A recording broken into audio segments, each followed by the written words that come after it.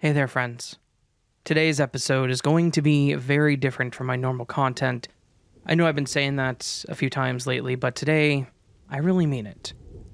Today is not just your standard true crime episode. Today's not your standard scary story or regular stuff that I normally do. Today is potentially a very deep and dark dive into some truly disturbing true crime stories.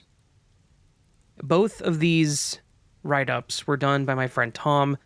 We've worked in tandem pretty frequently. We work together quite a bit, and he's a fantastic true crime author that I've worked with. He's an author in general. I have his link for his Amazon stuff down in the description below.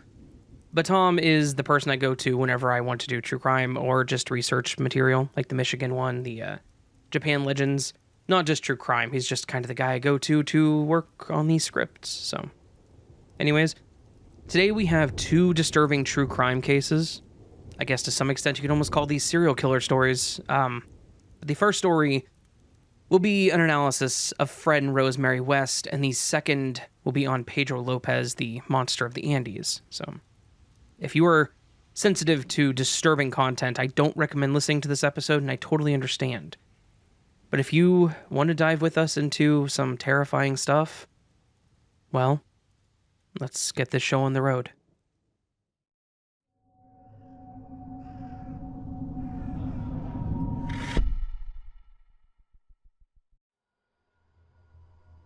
Chapter 1, The Early Years. The date of August 6th, 1992, would change a lot of things for Gloucester City in the United Kingdom.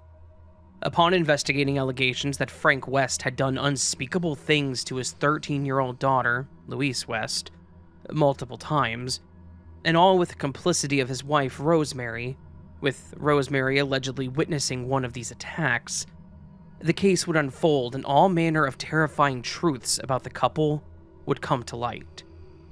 Today we're going to look into the very disturbing case of Fred and Rosemary West, one of the most terrifying killer couples ever.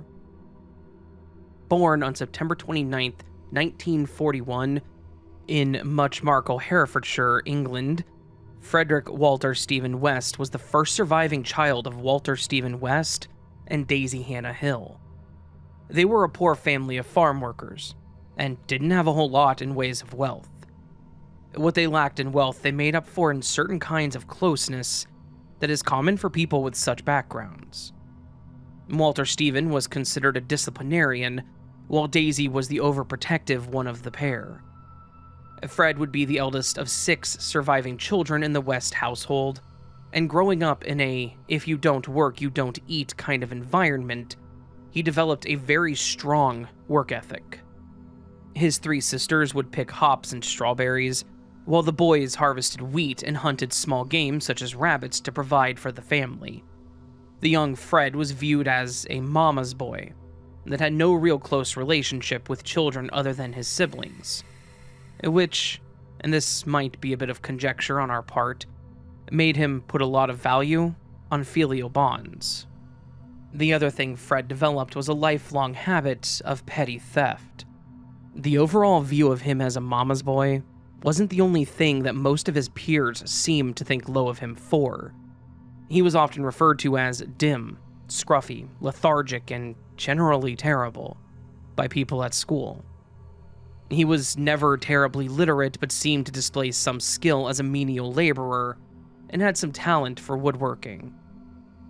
Retrospectively, Fred much later in life would claim that at the age of 12, he had been abused intimately by his mother when he was 12 and had developed a view that incest was normal, after witnessing his father engaged in taboo acts with his sisters. These allegations, however, are challenged by his own younger brother, Doug West, who dismissed these claims as pure fantasy on Fred's part. I think, though, that based on the typical catalysts that go into shaping men like Fred West, that there would be some amount of truth to these claims, even if he may have exaggerated some aspects of it to perhaps be an excuse in an attempt to exculpate himself from his wrongdoings. All through adolescence, Fred built a reputation as a known creep. He often pestered, harassed, and accosted women and girls. He objectified them, and clearly only saw them as toys for his amusement. The women that did accept his advances, more often than not, regretted it, as they learned his own gratification was all that he cared about. Things came to a bit of a breaking point in the summer of 1961, when Fred's teen sister Kitty confided to their mother that Fred had been assaulting her regularly since December of 1960. This resulted very quickly in Fred's arrest by the local police. The truly startling part of all this came when the young man readily confessed to molesting young girls his entire adolescence, and he even asked the officers, "Doesn't everyone do it?" Chapter 2. Reina Costello. All this begins to paint a very disturbing picture and lay the groundwork for all the atrocities to come later, when Fred started down an even darker path of bloodshed and next-level violence that would shock the world when it came to light. To begin with, by 1962, Fred had reconciled with his father and mother, but not the rest of his family, least of all his siblings. It was also in 1962 he reconnected with a woman whom he dated for some time in 1960, before her family relocated to Scotland.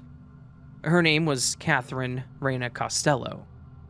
Reina had returned to England from Glasgow due to being pregnant by a Pakistani bus driver, and her family not being exactly thrilled about a multiracial child.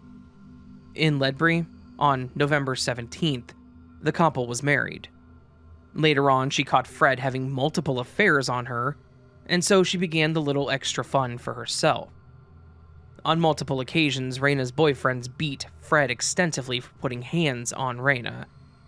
The man, one John McLaughlin, has been vocal to the fact that Fred West was quick to put his hands on women and children, but was always hesitant about fighting another man. In 1965, Fred West struck a small boy in Glasgow with his caravan and killed the child. West was cleared of any wrongdoings, but he feared reprisals from the locals for the accident, and so he packed up his daughter and stepdaughter and moved with them back to Gloucester, and was followed in early 1966 by Reina. By this point, Fred had really begun to spiral. When they relocated to Gloucester, they also brought with them the family nanny, Isa McNeil, and family friend, Anne McFall. By the time they had resettled in Gloucester in 1966, Fred was exerting a new level of dominance and control over the three women. He was even beating the daughter that he had had with Reina, Anne Marie, and was rumored to have begun abusing Charmaine. That's Reina's mixed-race daughter. He encouraged Reina to become a prostitute in order to help supplement the meager earnings the household had coming in. Unable to bear the abuse any longer, and fearing for her and the children's safety, Reina eventually reached out to McLaughlin, begging him to rescue her, the children, and McNeil from Fred. So, McLaughlin and McNeil's boyfriend, John Trotter, drove to Gloucester to rescue the trapped woman. However, McFall had become infatuated with Fred, and the two were wanting to get married, and McFall told Fred of the plan so that when Trotter and McLaughlin arrived, Fred was there. McFall calmly told the others that she planned to stay and act as the nanny to the children. After a physical confrontation between McLaughlin and Fred, as Fred tried to keep Charmaine and Anna Marie from going with the departing group, Fred swore that he would kill Reina if he ever saw her again. Police had been called and broke up the altercation, and Trotter, McLaughlin, McNeil, and Reina all left. After some dramatics in which Reina was arrested for stealing items from Fred's home in 1967, Anne McFall, only 18 years old and 8 months pregnant with Fred's child, simply disappeared. Her dismembered remains would be found in 1994. Initially, Fred denied murdering her, but had confided to one guest after his trial that he had stabbed her to death during a heated argument. Reina tried returning to Fred following McFall's disappearance, but only remained about a year before leaving again. Having no one to care for the children, Fred temporarily put them in the care of the local social services. Chapter 3. Rosemary Letts. It was in 1969 that Fred met the then 15-year-old Rosemary Letts. Initially, Rosemary was repulsed by the 27-year-old. She found him disheveled and unkempt and thought that he was a tramp. But over time, she became flattered by the attention that he paid her, and eventually became infatuated with the older man that seemed to go out of his way to spend time with her. On 2 occasions, Rosemary refused to go on dates with Fred, but the girl did allow him to accompany her home. As they got to know each other, Fred found out that Rosemary had never had a boyfriend, but had promiscuous tendencies which only made him pursue her more. Within weeks of meeting Fred, Rosemary had quit her job at a local bread shop and taken over the duties of being nanny to Fred's 2 children. The pair had already begun a physical relationship, and rumors began to circulate that Rosemary was engaging in prostitution at Fred's caravan, where she had moved in to act as the full-time caretaker of Anne Marie and Charmaine. Rosemary's parents tried to go to social services and explain that their 15-year-old daughter was dating and living with an older man, and even acting as a prostitute. This resulted in Rosemary being rehoused in a group home for troubled girls in 1969, less than a year into her relationship with Fred. At the group home, Rosemary was only allowed to leave the premises on very tightly controlled conditions. However, on weekends, whenever she was allowed to go home to visit her family, she would almost inevitably end up going to visit her boyfriend, Fred West. On Rosemary's 16th birthday, she left the group home to once more live with her parents. However, she had other plans. Her father, in one last-ditch effort to keep her away from Fred, had Rosemary examined by a police surgeon who confirmed that she was indeed pregnant by Fred. However, again, she was discharged on March 7th under the premise that she would terminate the pregnancy and continue to live with her parents. Instead, she opted to move in with Fred, fresh from jail on a 30-day sentence for theft and unpaid fines, which resulted in Rosemary's father telling Rosemary she was never to set foot in his house again. In October of 1971, Rosemary gave birth to their first daughter. Due to speculation that her own father had engaged in inappropriate relations with her, it's theorized that Bill Letts is actually the father of Heather Ann. 2 months later, Fred was back in prison for 6.5 months, leaving Rosemary to take care of all 3 children on her own. During the initial days of her relationship with Fred, Rosemary had noticed that Charmaine and Anna Marie were neglected and not well taken cared for in the slightest, and had been a happy and willing caretaker for them. However, around this time she became a lot colder to the girls, and even became abusive towards them.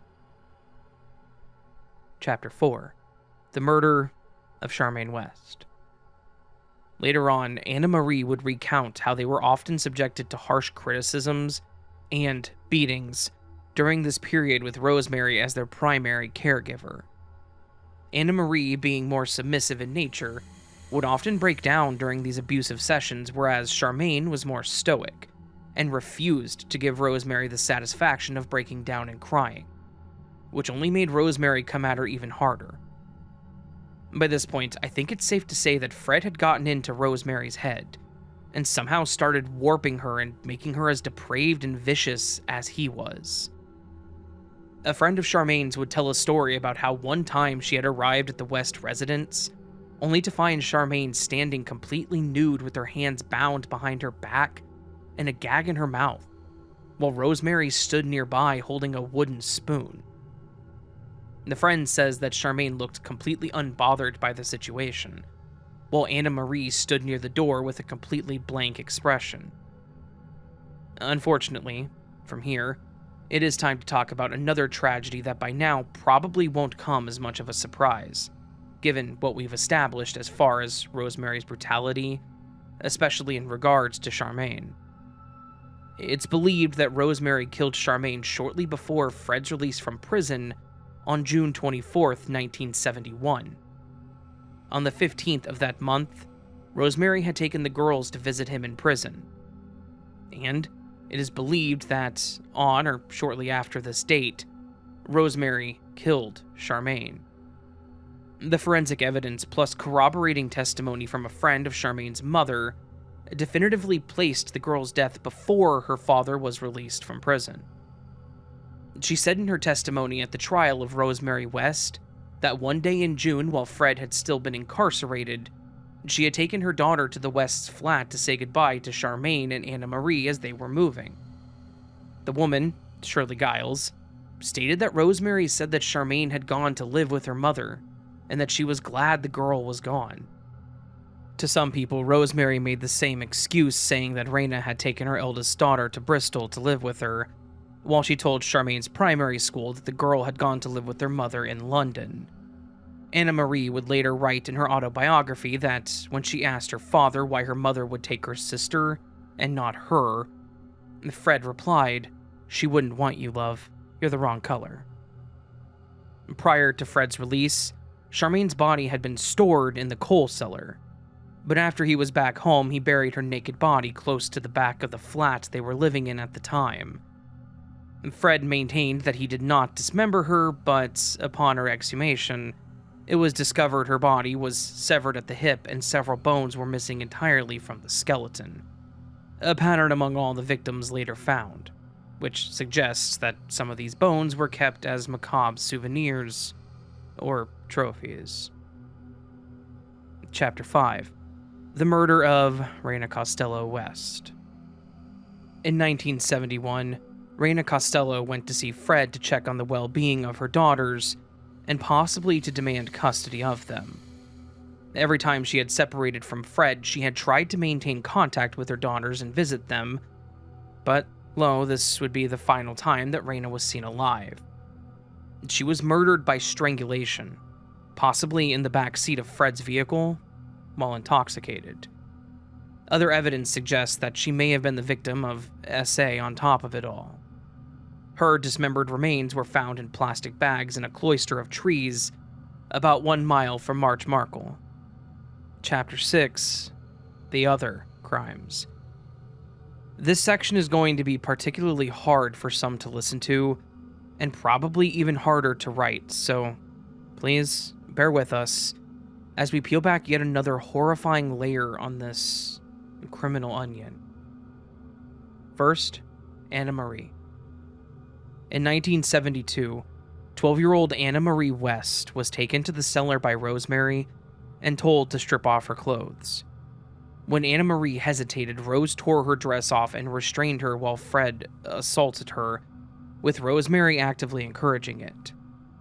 Afterward, she told the girl that everyone does this to all the girls, making it perfectly clear that the assaults would continue in no uncertain terms. Rosemary frequently abused her as well and was always present during the times that Fred was abusing her and encouraging him. Anna Marie was also subjected to humiliation and forced to do household chores scantily clad, and often while being made to wear toys, as it were. From age 13, Anna Marie was forced into prostitution at the West's home, where her clients were told that the girl was 16. Rose was always present during these encounters to ensure that Anna Marie never disclosed her real age to these Johns. 2. Carolyn Owens. In October of 1972, not long after the abuse of Anna Marie had begun, Fred and Rosemary encountered the 17-year-old Carolyn Owens, who was hitchhiking from visiting her boyfriend. They learned that Carolyn both hated her stepfather and was desperate for a job, so they hired her to be a nanny for the children. This is all sounding familiar already. She moved into the West's flat where she shared a room with Anna Marie, whom she noticed was very withdrawn. After she noticed the steady stream of men that came to visit her, the teen told her she worked as a masseuse to try to satiate Caroline's curiosity. It didn't take long, though, for the nanny to pick up on Fred's creepy obsession with sex and talking about it. At one point, both Rosemary and Fred attempted to seduce Carolyn together, and the girl quit and left the household. Not put off by her rejection, the Wests made a plan in order to get what they wanted. Knowing her habit of hitchhiking along A40 one night, The Wests picked her up under the guise of wanting to apologize for their behavior and make things right. Not long after she got into the car, there was an altercation where Carolyn was beaten into unconsciousness. She was subjected to a prolonged assault by both Fred and Rosemary and was eventually able to escape their home once more. Eventually, when she revealed to her mother what had happened, she immediately informed the police, and the Wests were charged with assault, indecent assault, actual bodily harm, and the RAPE word. Carolyn had chosen not to face the tribulations of testifying in court against them, and was so despondent over the fact that all the abuse charges were dropped, and the Wests had pleaded guilty to lesser charges and walked free from the courthouse, having only paid a $50 fine, that she attempted to end her own life. Chapter 8: The Murders. We are making a decision here that, instead of going into any more horrendous details about these crimes, we're just going to summarize it by naming their known victims and give some brief information about them as I can find it. By this point, I don't know if any of us can handle more terrible details of what these monsters did. The following is a list of some of the victims and their ages at the times of their murders. Linda Go, 19. Carol Ann Cooper, 15. Juanita Mott, 18. Shirley Robinson, 18. Allison Chambers, 15. Heather West, 17. This is not a complete list of all the victims, but the ones that I was able to find names and ages for. And to be honest, writing about these horrific crimes has left me so drained that I really can't handle any more of the atrocious details associated with this disgusting set of monsters, so it's time to start wrapping it up. Chapter 9: The Cowardly Scumbag. This will bring us back to where we started, in 1992, when Fred West was arrested by police for his abuse of Louise.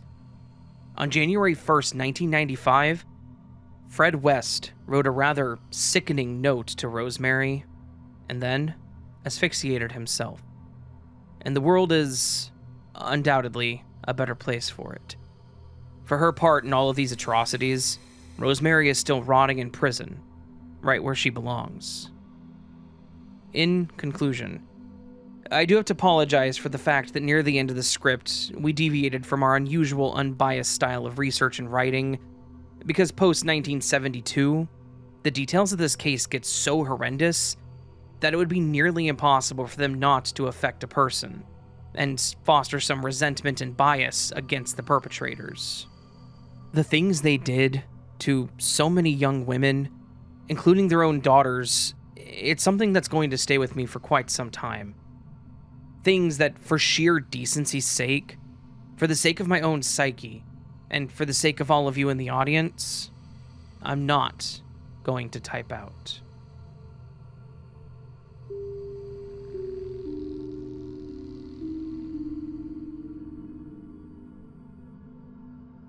This case comes with a content and trigger warning all in itself.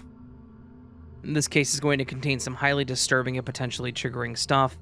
Parts of it will be worse than others. To start, let's define two terms. Serial killer, noun.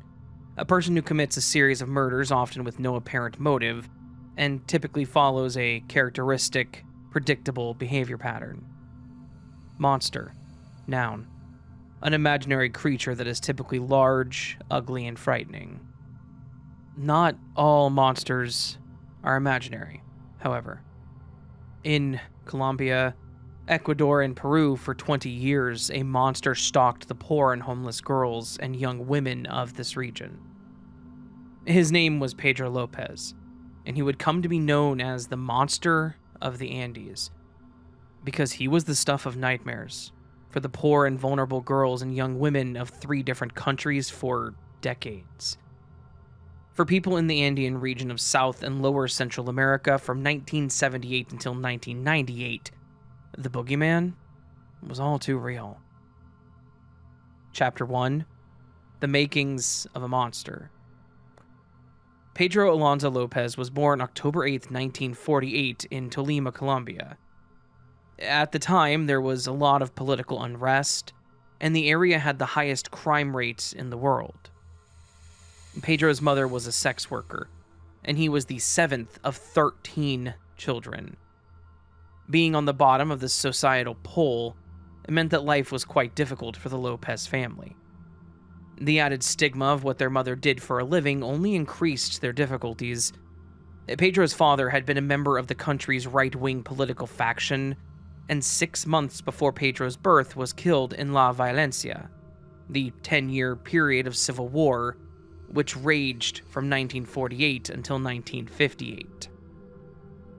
Perhaps owing to his mother's profession, but at a young age, Pedro began expressing some very unhealthy attitudes towards sex. At the age of 8, he was caught by his mother being inappropriate with his sister, and she threw him out onto the street. However, this decision would ultimately lead to Pedro becoming the monster that tormented hundreds of people. Not long into his time living on the streets of Colombia, Pedro was approached by a good Samaritan who lured him with promises of food and shelter. That was not the case, however, and instead what happened would create the MO that Pedro would later adopt in his crimes. The man that took Pedro to an abandoned warehouse and repeatedly assaulted him. Afterwards, Pedro was once more dumped onto the streets, homeless, hungry, and traumatized. In the aftermath of this experience, Pedro became very wary of strangers and adults in particular. He learned how to remain unseen during the day, only looking for food at night. Not terribly long after that fateful encounter in the abandoned warehouse, Pedro headed off to the capital of Colombia, Bogota. While in Bogota, Pedro received help from an American couple. They housed and fed him and even enrolled him in a local school. Unfortunately, during his time at the school, Pedro, as well as other young boys, were victimized by one of the male teachers. After another predatory encounter with an adult, Pedro once more returned to life on the streets of Bogota. As he became more and more street savvy, Pedro gradually escalated his crimes from ones of necessity, such as stealing food, to ones that involved him stealing cars off the streets. He had learned he could make a fairly lucrative living this way, and for a long time, this was how he sustained himself. This, however, led to Pedro's first arrest, when he was 18 for car theft. While he was in prison, 4 inmates attacked Pedro, and this third time being victimized snapped something inside Pedro, and he killed 3 of the men who had attacked him. His actions were ruled as self-defense by the Colombian authorities, and his sentence was merely extended by 2 years. But Pedro, however, now had a taste for violence, and for killing. Murdering 3 of his assailants really pushed Pedro to a place mentally that he would only spiral further out from. While he sat in prison with nothing to do but think about and reflect on his life, Pedro began to resent his mother. He blamed his current situation on her, blamed the brutal assaults he had endured on her, blamed the fact that he was now a killer on her. It was her fault for putting him out on the streets. It was also during this time that Pedro started becoming obsessed with pornography. A blossoming hatred for women was growing inside Pedro, fueled by memories of his sex worker mother and a toxic obsession with nudie magazines. And in 1978, when he was finally released from his first stint in prison, that hatred was unleashed upon the girls and young women of Peru first. Chapter 2: The Reign of Terror. Upon his release from prison, Pedro moved away from Colombia to the neighboring country of Peru, where he began to kidnap and murder young Peruvian girls.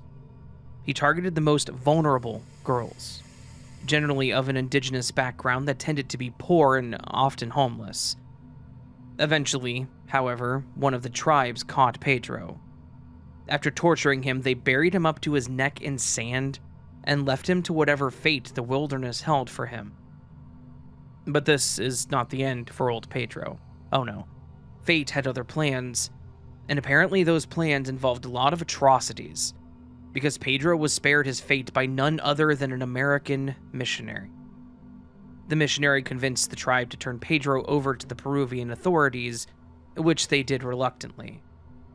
The tribe certainly had a point, as the authorities regarded the matter as, quote, trivial, and instead of considering the scope of his crime plus likelihood of reoffending and putting him back in prison, they simply deported him back to Colombia. And from here, it was Ecuador that would be visited by the monster next. His brush with death did nothing to rehabilitate Pedro, and once he arrived in Ecuador, he began to prey upon the poor and homeless girls there. In Ambato, during one of the most important festivals of the year, in 1980, it was hard to feel very jovial when local girls, all between the ages of 8 and 12, had gone missing. The local authorities, however, weren't paying an overt amount of attention to the disappearances, and therefore never made the connection that it wasn't just runaways, or a spate of child trafficking, but in fact a predator that took their inaction as carte blanche to continue doing what he was doing. And it wasn't until an unreasonable amount of rainfall unearthed the remains of 4 local girls that they finally realized the horrible truth. Ambato was hosting a serial killer. But now they were paying attention. They had no leads and few resources to make use of, but now that they knew there was a killer just waiting for his chance to strike again, they could at least be prepared for whatever was coming next. As luck would have it, they got their huge break only days later at the Plaza Rosa marketplace in Ambato, when Cambino Pevara spotted a strange man trying to leave the market with her 12-year-old daughter, Maria. Cambino raised the alarm, shouting after the man, who was subsequently captured by the townspeople and delivered to the police. It didn't take authorities long to recognize just what kind of monster they had in custody, despite Pedro's stubborn refusal to answer any questions. Realizing they were going to have to try a different approach, they enlisted the aid of a local priest and disguised him as another inmate and put him in the cell with Pedro and just let the man talk. Chapter 3: Confessing Thy Sins. Despite his reluctance to speak about his crimes with the authorities, Pedro had little problems speaking openly about his violent and depraved acts with the other prisoners. In the days after the priest recounted everything Pedro had confessed to him, the police confronted Pedro with all the information they had, and he broke down and gave them a full confession. One of the more unsettling things is how vividly he could recall his crimes, seeing as how he confessed to murdering at least 110 children in Ecuador, over 100 more in Colombia, and another 100 in Peru. Over 300 children he claims to have done despicable and evil things to, making him, if true, the most prolific child murderer until modern times. Now for this next part, I'm going to issue a trigger warning, but I'm going to quote Pedro's confession to the police, and it is, to say the least, upsetting. Pedro told the police that he would, quote, walk the streets looking for innocent good girls and would lure them away with promises of gifts.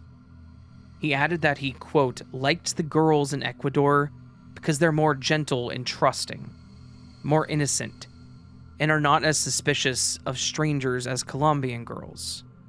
They never scream, they expect nothing, they're innocent. Blood-boiling confessions aside, the police knew they had a true monster on their hands. The more he talked, the more this was confirmed. I lost my innocence at age 8, so I decided to do the same to as many young girls as I could, he said. I think this is a good time to circle back to the beginning when his mother threw him out at age 8 for being inappropriate with his sister. Given his strong hatred for women and his admission that he lost his innocence at 8, I think that he was abused prior to leaving home, and that abuse is what triggered the episode with Pedro and his sister. I feel like if the man that assaulted him in the warehouse was the first instance of him being abused, he would have focused more on his hatred for men. And that's some speculation on our part, The goal is not to excuse what he has done, but to understand what goes into making men like Pedro Lopez.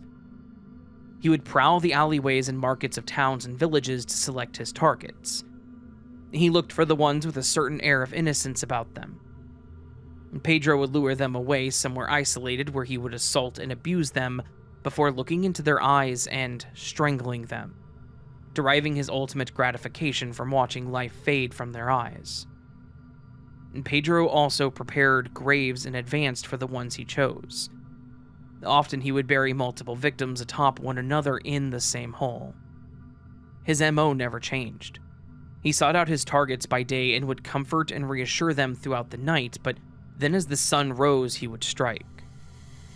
Pedro never killed at night, because he couldn't watch the life drain from his victims' eyes, and that was where his satisfaction lay.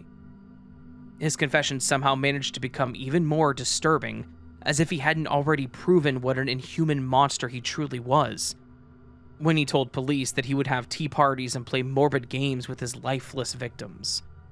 Sometimes he propped them up in their graves and talked to them. Quote, "My little friends like the company."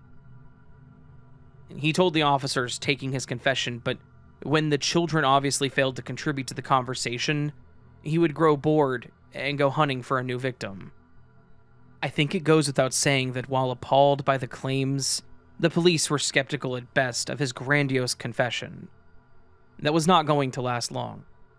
Pedro, shackled in leg irons, led the police to the bodies of 53 girls between the ages of 8 and 12, near the Ambato area. At 23 other sites, they found empty graves, probably due to the cadavers being taken away by predatory animals. Despite the empty graves, the police were now entirely convinced that this man was every bit the monster his claims had made him seem. During the trial, it was the public that renamed Pedro as the Monster of the Andes.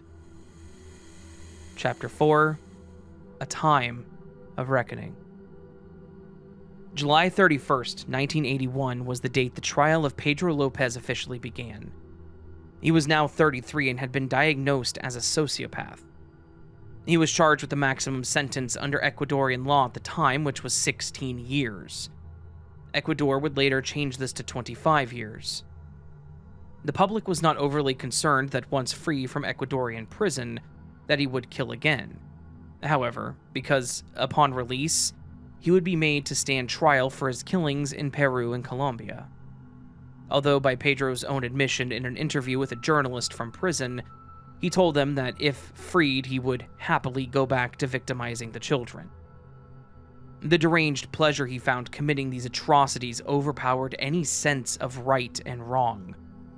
Needless to say, he felt zero remorse for all the evil he had done in the world, and he looked forward to strangling his next victim. Pedro was in prison for 14 years and was released early for good behavior.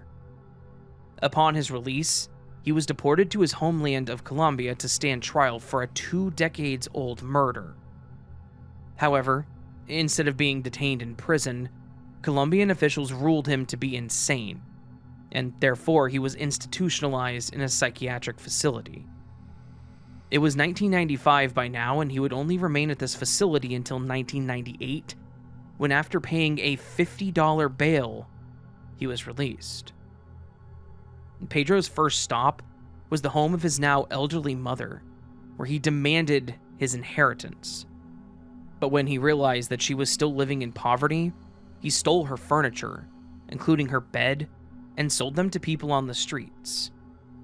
And then, Pedro Lopez vanished without a single trace. Since 1998, there have been no confirmed sightings of Pedro. No deaths, no killings that could be confirmed to fit his MO. The man simply disappeared into the crowd like Hannibal Lecter at the end of Silence of the Lambs. Conclusion: this is undoubtedly one of the single most disturbing cases I have ever come upon, and Pedro Lopez one of the most evil individuals. Was he born evil? That I cannot say one way or the other. But if forced to speculate, I would say that Pedro was probably a fairly normal child until whatever catalyst, be it what happened in the warehouse or something else, occurred that warped his psyche and turned him into the monster he became. As far as theories as to what happened to the monster of the Andes, there are no shortage of those. Some people speculate that he fled South America for one of the island countries such as Cuba, Haiti, or the Dominican Republic. There have been rumored sightings of Pedro both in the United States and Canada. Other people say he possibly returned to Peru to resume his crimes, and this time the indigenous tribes served him their own justice. It's impossible to say, and we will probably never truly know the ending of the story for Pedro Lopez. What I really wanted to do here at the end was to make this about the children whose lives were taken by this monster.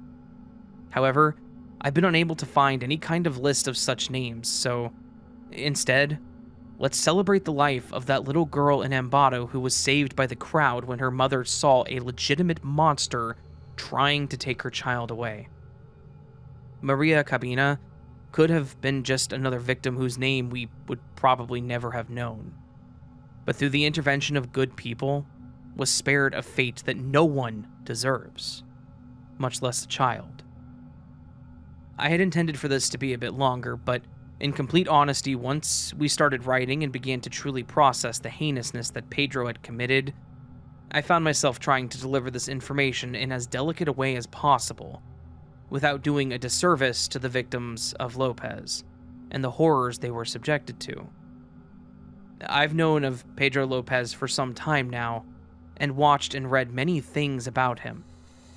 But it was not until I began writing this stuff down that it really sank in the true evil that dwelled within Pedro. It's a fine line to tread, trying to bring you all a good solid case that people should know about, whilst not making it so incredibly dark that people become upset or triggered. Pedro was a horrible individual, an absolutely disgusting monster. But all that said, it has been somewhat enjoyable putting this case together for everyone to learn about what kind of monster this man was.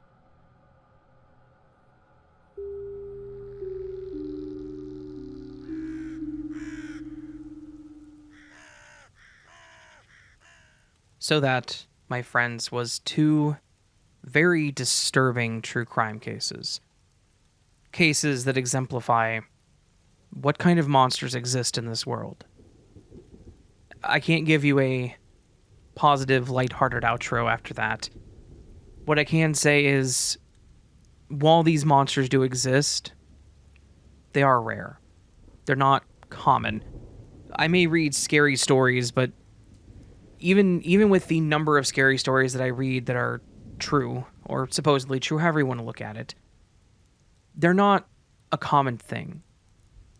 There's, 8+ billion people on this planet. And sure, I've read a few 100 to 1,000 stories, but there's so many people that don't experience these kinds of things in life. And it's important to remember that while the horrors of life do exist, in this world there are so many things in which we can find joy.